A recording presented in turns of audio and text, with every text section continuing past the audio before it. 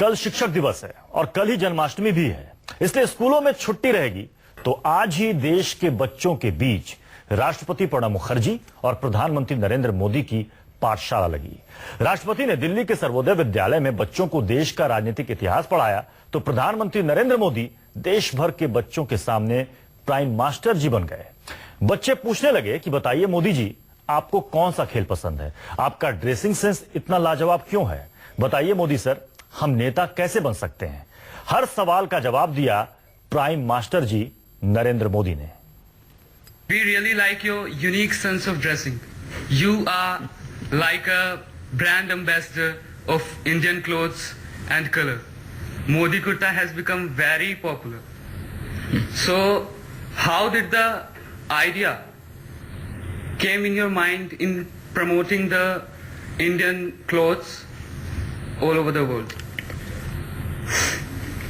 देखिए, ये कुछ बाजार में बड़े भ्रम चलते हैं कि मोदी का कोई फैशन डिजाइनर है, और मैंने देखा, मैं तो हैरान था, कुछ फैशन डिजाइनर भी खुद अपने आप को क्लेम करते हैं कि हम मोदी के फैशन डिजाइनर हैं। अब हम हर सवालों का जवाब कहाँ देते रहे तो हम कभी बोलते नहीं, लेकिन न मैं किसी फैशन डिजाइनर को जानता हूँ, न मैं किसी फैशन डिजाइनर को मिला हूँ। तो मैं कुर्ता पैजामा पहनता था, तो मैं सोचा आज कपड़े खुद धोता था, तो मेरे मन में दो विचार आए कि इतना ज्यादा धोने की क्या जरूरत है, और दूसरा विचार आया कि बैग में लगा लेता है। तो मैंने क्या किया, एक दिन खुद ही कातर लेके इस लंबी बाहें थी उसको काट दिया, और वो मुझे कंफर्ट हो गया, और तब से ये चल रहा है। अब उसको पता नहीं कोई फैशन डिजाइनर अपने साथ जोड़ रहे हैं। तो ये एक प्रकार से मेरी सुविधा और सरलता से जुड़ा हुआ विषय था, लेकिन बचपन से मेरा एक स्वभाव था ढंग से रहने का। मेरी पारिवारिक अवस्था तो ऐसी नहीं थी।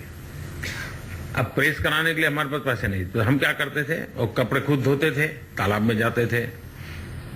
फिर सुबह स्कूल जाने से पहले मैं बर्तन में लोटा बोलते हैं, उसमें कोयला रख देता था, गरम कोयला, और फिर उसी से प्रेस करता था, और फिर स्कूल पहन करके बड़ा ठाठ से जाता था। तो अच्छी तरह रहने का एक स्वभाव पहले से बना था। हमारे एक रिश्तेदार ने हमको एक बार जूते गिफ्ट किए थे कैनवास के, उस समय 10 रुपए के आते होंगे। तो मैं क्या करता था, स्कूल में क्लास पूरा होने के बाद क्लास में थोड़ी देर रुक जाता था, और जो चॉकस्टिक से टीचर लिखते थे और टुकड़े फेंक देते थे, वो इसे इकट्ठे करता था और ले आता था, और फिर दूसरे दिन मेरे वो कैनवास के सूच पे चॉकस्टिक से उसको लगा देता था, वाइट लगते थे। तो ऐसे ही स्वभाव तो था मेरा, लेकिन कोई फैशन डिजाइन वगैरह कुछ नहीं है। प्रधानमंत्री महोदय जी, मेरा आपसे यह प्रश्न है, जैसा कि आप जानते हैं आजकल विद्यार्थियों के ऊपर बहुत दबाव रहता है इंजीनियर अथवा डॉक्टर बनने का। हम अपने अभिभावकों को कैसे समझाएं कि यदि आपके अभिभावकों ने भी आप पर इसी प्रकार का कुछ दबाव डाला होता तो शायद आज इस देश को आपके जैसा अद्भुत प्रधानमंत्री नहीं मिल पाता। क्या कहना चाहेंगे इस बारे में? आप पत्रकार बनना चाहती है क्या? Yes sir. गुबा करके पूछ रही है। आज जितने मीडिया वाले हैं तो तुम्हारा नाम लिख के रखेंगे। देखिए, मेरे नसीब में तो वो था नहीं कि शायद मैं अगर स्कूल में क्लार्क भी बन गया होता तो मेरे माँ बाप के लिए वो बड़ा उत्सव होता। उनके लिए ऐसा आनंद होता कि वहां चलो बच्चा बड़ा बन गया। तो इसलिए वो डॉक्टर मैं बनूं या इंजीनियर बनूं, वो सपने देखने की वो स्थिति ही नहीं थी, क्षमता नहीं थी, वो अवस्था नहीं थी। तुम्हारी चिंता स्वाभाविक है, लेकिन मैं तुम्हारे माता पिता को जरूर संदेश देता हूं कि अगर तुम्हें जर्नलिस्ट बनना है तो तुम्हें जरूर मदद करें। You never used a written speech, which motivates us deeply. Sir, I want to know that how have you developed the mastery in oratory? क्या शुभ नाम बेटा तुम्हारा? नाम श्रेया सिंह। श्रेया, अभी तुम बोल रही हो ना, तो आज बहुत अच्छा बोल रही हो। Thank you sir. तो तुम्हें ऑरेटरी आती है?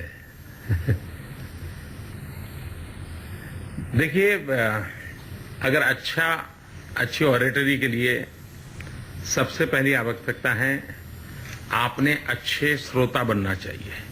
ज्यादातर लोग इस बात से डरते हैं कि आप खड़ा हो जाऊंगा, माइक नहीं चलेगा तो क्या होगा, मेरा पैर फिसल जाएगा। चिंता मत कीजिए, ज्यादा से ज्यादा पहली बार 2 मिनट हंसेंगे लोग, हंसने दीजिए ना, क्या है। ये कॉन्फिडेंस लेवल होना। इन दिनों आप लोग तो गूगल गुरु के विद्यार्थी हैं तो पब्लिक स्पीकिंग के बहुत सारे कोर्सेज चलते हैं, उस पर आप उसको स्टडी कर सकते हैं। दूसरा, आप YouTube पर जाकर के दुनिया के कई ऐसे गणमान्य लोग हैं, उनके स्पीचेज अवेलेबल है, उसको थोड़ा देखना चाहिए।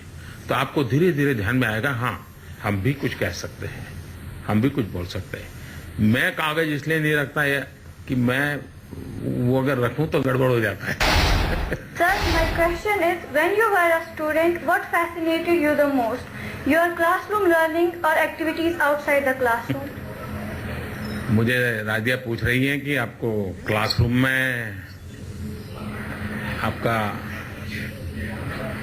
ज्यादा अच्छा रहा कि क्लासरूम के बाहर रहा। मैं पढ़ने में बहुत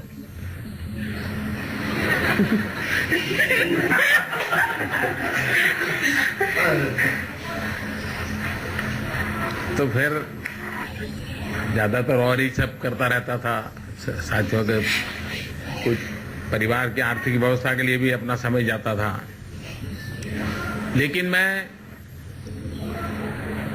ऑब्जर्वेशन का मेरा बड़ा स्वभाव था। मैं चीजों को बड़ी बारीकी से देखा करता था, समझ करता था, और वो सिर्फ क्लासरूम में नहीं, क्लासरूम के बाहर भी हुआ करती थी। Honorable Prime Minister, sir. Vanakkam. Vanakkam. I'm K. Visalini from Tirunelveli, Tamil Nadu. I feel very honored to speak to you, sir. Sir, I would like to work for my country, India. In what ways can I serve my country? Can you please advise me for what I can do? देखिए, अभी तुमने जो किया है वो भी देश की सेवा की है, अभी जो कर रही हो वो भी देश की सेवा है।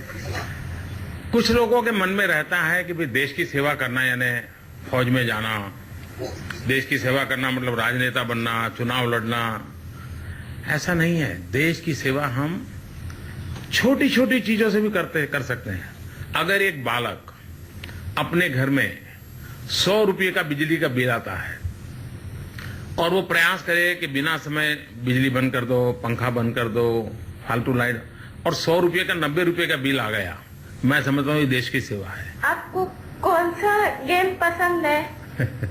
अब राजनीति वाले क्या खेलते हैं सबको मालूम है।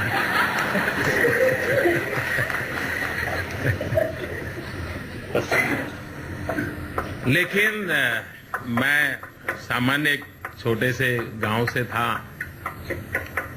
और उस समय हमने तो सारे आज जो खेल के नाम है वो तो कभी सुना नहीं था, देखा तो सवाल ही नहीं था, और न ही हमारा कोई पारिवारिक ऐसा बैकग्राउंड था कि हम कोई ऐसे खेल खेल पाए। तो पेड़ पे चढ़ जाना, लटक जाना, उछल जाना, यही हमारे खेल हुआ करते थे। ज्यादा से ज्यादा कबड्डी और खो खो जो स्कूल में खेलते थे। लेकिन मुझे कपड़े हाथ से धोने पड़ते थे तो मैं तालाब जाता था, तो उसके कारण मुझे तैरना आ गया, तो फिर वो मेरी हॉबी बन गई। काफी देर तक मैं तालाब में तैरता था। जैसे हिंदुस्तान का हर बालक होता है, क्रिकेट खेलता नहीं तो कम से कम क्रिकेट जहाँ खेला जाता है वहाँ किनारे पर बैठा रहता है, और बॉल बाहर गया तो बेचारा उठा करके लेकर के देता है उनको। तो मैं ये सेवा बहुत करता था। मेरा सवाल यह है कि प्रधानमंत्री जी, डिजिटल इंडिया कार्यक्रम एक बहुत अनोखा कार्यक्रम है, लेकिन भारत के कई स्थानों पर बिजली नहीं पहुंच पाती है, तब यह कैसे संभव होगा? मैंने अभी अभी 15 अगस्त को सुना होगा, मैंने लाल किले पर से एक बात कही थी कि हमारे देश में 18,000 गांव ऐसे हैं कि जहां बिजली नहीं है। तो मैंने हमारे सरकारी अधिकारियों की मीटिंग ली, 2-3 मीटिंग कर चुका हूं अब तक, और मैं उनके पीछे लगा हूं कि मुझे 1000 दिन में, नेक्स्ट 1000 डे में 18,000 विलेजेज में बिजली पहुंचानी है। तो एक तो काम जो आप कह रहे हो वो पूरा करने की दिशा में। What personality traits and qualities do I need to nurture? Sir, please. देश में एक जो राजनीतिक जीवन की इतनी बदनामी हो चुकी है कि लोगों को डर लगता है कि यहां तो जा ही नहीं सकते, जाना ही नहीं चाहिए, अच्छे लोगों का वहां काम नहीं है। इसके कारण देश का बहुत नुकसान हुआ है। आप सोचिए कि आपके गांव में, स्कूल में कोई घटना घटती है तो सबसे पहले आप पहुंचती है क्या? कोशिश कीजिए। और जैसे ही आप पहुंचते, लोगों को लगता है देखो ये तो पहुंच गई, चलो अपन भी दौड़ो। मतलब कि आपकी लीडरशिप क्वालिटी धीरे धीरे धीरे एस्टैब्लिश हो जाएगी। दिल्ली के जनकपुरी केंद्रीय विद्यालय में 12वीं में पढ़ने वाली अनामिका दुबे के सवाल पर प्रधानमंत्री नरेंद्र मोदी काफी खुश हुए थे। अनामिका को मोदी ने वादा भी किया है कि मैं तुम्हारी मम्मी पापा से कहूंगा कि तुम्हें पत्रकार बनने दें। अनामिका से हमने जब बात की तो उन्होंने कहा कि वो पत्रकार ही बनेंगी और पहला इंटरव्यू प्रधानमंत्री मोदी का ही लेंगी। प्रधानमंत्री महोदय जी, मेरा आपसे यह प्रश्न है, जैसा कि आप जानते हैं आजकल विद्यार्थियों के ऊपर बहुत दबाव रहता है इंजीनियर अथवा डॉक्टर बनने का। हम अपने अभिभावकों को कैसे समझाएं कि यदि आपके अभिभावकों ने भी आप पर इसी प्रकार का कुछ दबाव डाला होता तो शायद आज इस देश को आपके जैसा अद्भुत प्रधानमंत्री नहीं मिल पाता। क्या कहना चाहेंगे इस बारे में? आप पत्रकार बनना चाहती है क्या? Yes sir. गुबा गुबा करके पूछ रही है। आपके मन में ये ख्याल था पहले से या अचानक स्पॉन्टेनियसली आया? पहले से आपने थॉट ले रखा था कि एक जर्नलिज्म ऑप्शन आपके तौर पे है? सर, मैं बोलती बहुत हूँ, मैं कहूंगी मैं बहुत ज्यादा बोलती हूँ और कभी कभी ऐसा लगता है कि हाँ मुझे नहीं बोलना चाहिए, लेकिन फिर मैं बोल देती हूँ। और हाँ मुझे ऐसा लगता है, लेकिन मैं दबा के रखती थी। लेकिन अब प्रधानमंत्री जी ने ऐसे राष्ट्रीय लेवल पे इतना सब कुछ कहा है तो मैं जरूर सोचूंगी इस बारे में और कोशिश करूंगी कि हाँ जो उन्होंने कहा है उस पर खरी उतरूं और अपने देश के लिए कुछ करके दिखाऊं। मुझे लगता है आपके पेरेंट्स भी मना नहीं करेंगे इस बात को लेके। ये उन पे डिपेंड करता है, लेकिन हाँ मेरे पापा मुझे बहुत सपोर्ट करते हैं, मेरी मम्मा भी सपोर्ट करती है। लेकिन और मैं कहूंगी, और अगर उनको लगता है कि हाँ ऐसा टैलेंट है तो I will surely take up. और प्रधानमंत्री, अगर मैं पत्रकार बनती हूँ तो सबसे पहला इंटरव्यू प्रधानमंत्री जी का ही लूंगी। वक्त एक छोटे से ब्रेक का। ब्रेक के बाद लौटेंगे तो आपको दिखाएंगे राष्ट्रपति प्रणब मुखर्जी सर की क्लास।